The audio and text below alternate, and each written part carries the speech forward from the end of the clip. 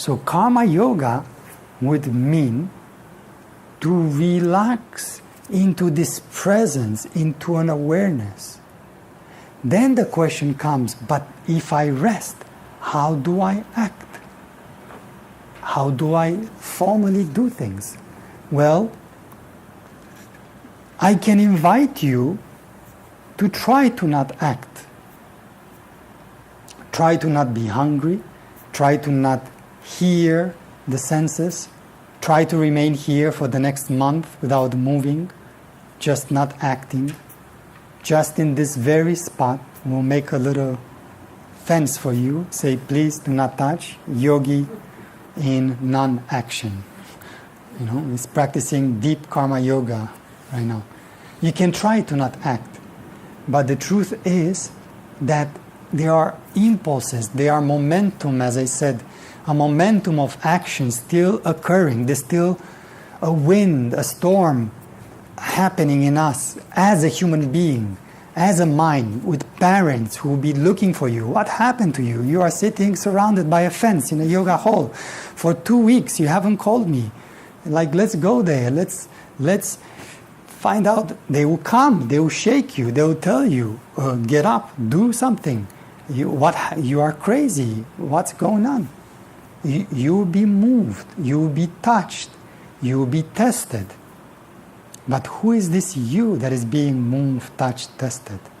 So even if you try to do this, it's unlikely that you will. You are invited to do so, but it's unlikely. The mind will come online and you bring that identity as yourself. Your hunger will come and the idea will say, I am hungry. Instead of saying, the body has hunger, I am hungry.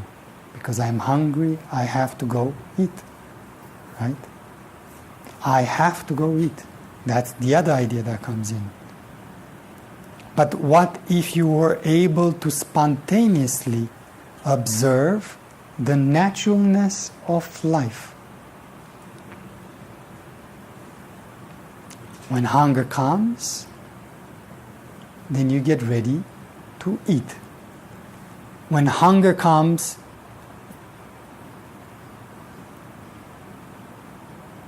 I'm noticing there's a big smoke happening outside. I hope there isn't something on fire. If there is, then we can go practice some karma yoga and put it out. Yes? So when hunger comes, you simply attend to it in this way. When thirst comes, you attend to it. But hunger needs to meet the other part of the universe, which is the schedule of when the meals are being served, as far as you're going along with the schedule, together with your promise, with your thinking, with your acceptance that you will follow the schedule. So like this, together, many elements are coming to this very present moment to express, to put on a platter this very present moment right now, with all kinds of potentialities expressing themselves right now. So instead of thinking of a past or of a future, think of this present moment as a sea of potentialities, of different causes that are expressing themselves right now in this very moment. The fact that there's a human body here, the fact that I'm in a yoga class, the fact that I'm willingly listening to this lecture, the fact that there's smoke in the room, the fact that I might be thirsty or whatever is there, all the thoughts the memories which are present right now, not in the past, present right now, of me as a person, a name that was given to me, and so on and so forth. Everything is happening right now. And right now we have a choice. We can choose to say, still the physical body, which is not me anyway. Yes, so still this physical body, which is not me anyway. So don't engage in anything. Still the mind, which is not me anyway. So you can choose this path of not doing. Say, I'm not doing anything. Yes, you can choose. It will be very difficult. You can try to. But still, even when you say, I'm not moving, you are taking yourself to be you. Right? So the other solution would be, in this moment where everything is happening, to don't take yourself to be you, and to allow the things which naturally seem to be harmonious to spontaneously happen. And karma yoga would be those acts which are expressed by the body, mind, emotions, energies, from the perspective of constantly asking the question, who am I? Resting profoundly into your inner presence, beingness, at the depth of your being, deeper and deeper, as deep as you can, and allowing the spontaneous wisdom, the intelligence of the present moment to express itself through all the intelligence that your mind also have, through all the senses that you also have. So there are some ways in which we can practice this thing. The one example I give, you would be, let's say that you are walking by the bench and the cushion happens to be on the floor. Yes? And in the present moment you pass by. You are being very aware of all aspects of life simultaneously. Because this is what you are practicing. You are practicing self-inquiry. And one thing that would click for you in that moment is somehow, based on our human understanding, our sense of aesthetics, and our rules of where pillows could be, should be, what a pillow is, what it does, the fact that it's meant to be underneath the buttocks, and maybe that it should belong somehow on the bench or in the cupboard over there. Based on all of this, because you are aware, because you are not dragged by the next moment, the fact that I'm here and I want to get a glass of water, so instead of living life in the present moment, I'm already in the kitchen, even though I haven't arrived, getting a glass of water, so I'm present. So in that moment of presence, you spontaneously pick up the cushion and you put it on the bench.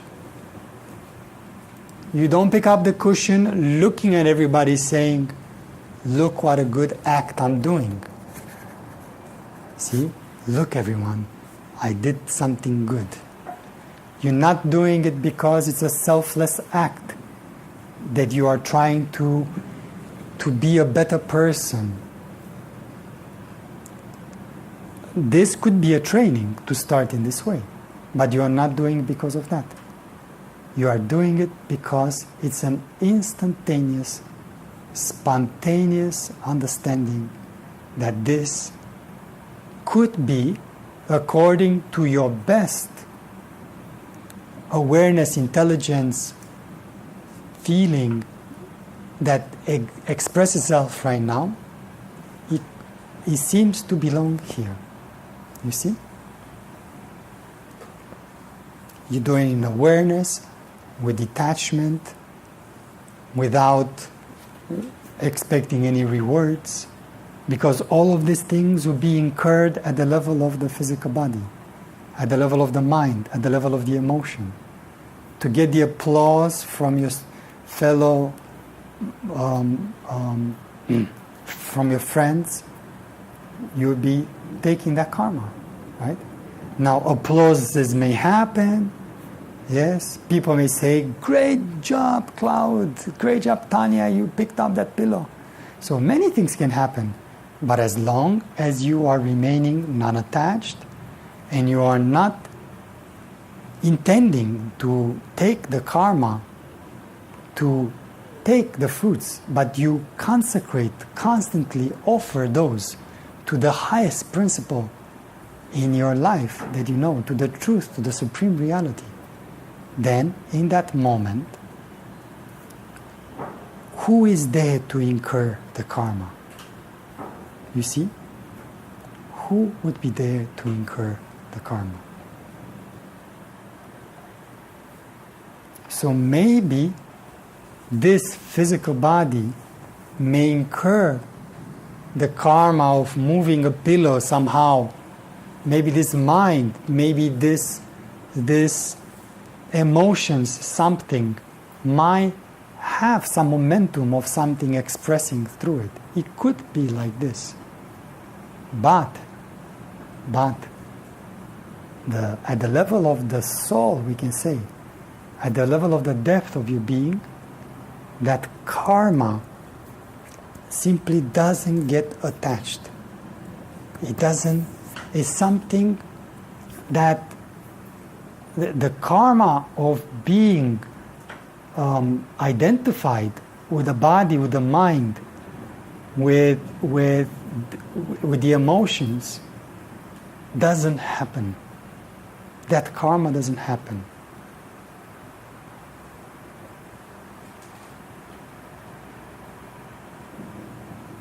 So you are cutting the karma of identification. You are cutting the karma of ignorance. What happens to the body, because it's still in the physical plane, will happen to the body. You will have its karma. The universe will not deny that law. But what happens to you, as the one which transcended the physical body, the mind, the emotions, energies, that one goes beyond the karma. You see?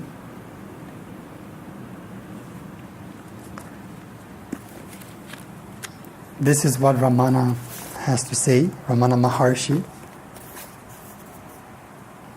Someone asks him, he says,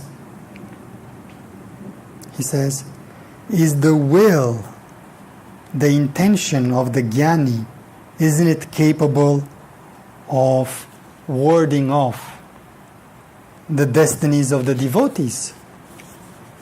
And Bhagavan, Ramana, answered, smiled and said, does the jnani, does the sage, have an intention or a will at all? He says, the Jivan Mukti, the liberated being, cannot have any intentions or will whatsoever. It's just impossible. And he continues. The disciple asks, then what is the fate of all of us who pray to you to have grace on us and save us? Will we not be benefited or saved by sitting in front of you or by coming to you? So in other words, if you don't have an intention to save us, then what are we doing praying to you? Being here next to you, shouldn't this help us somehow? And Ramana answered, he said, a person's bad karma will be considered considerably reduced while he is in the presence of a jnani. A jnani has no intention, but his presence is the most powerful force.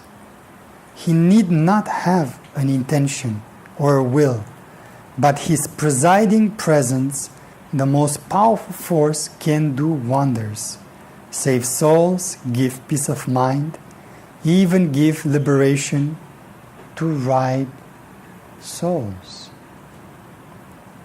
So there's a spiritual karma there for the soul as well. For the ripe soul can liberation come, you see? Your prayers are not answered by him, by the Jnani, but absorbed by his presence. His presence saves you, wards off the karma, and gives you the benefits as the case may be, but involuntarily. The Jnani does save the devotees, but not through will or intention, which is non-existent in him, only through his presiding presence, his Sannidhi. That's how they call it in Sanskrit. See how beautiful? And then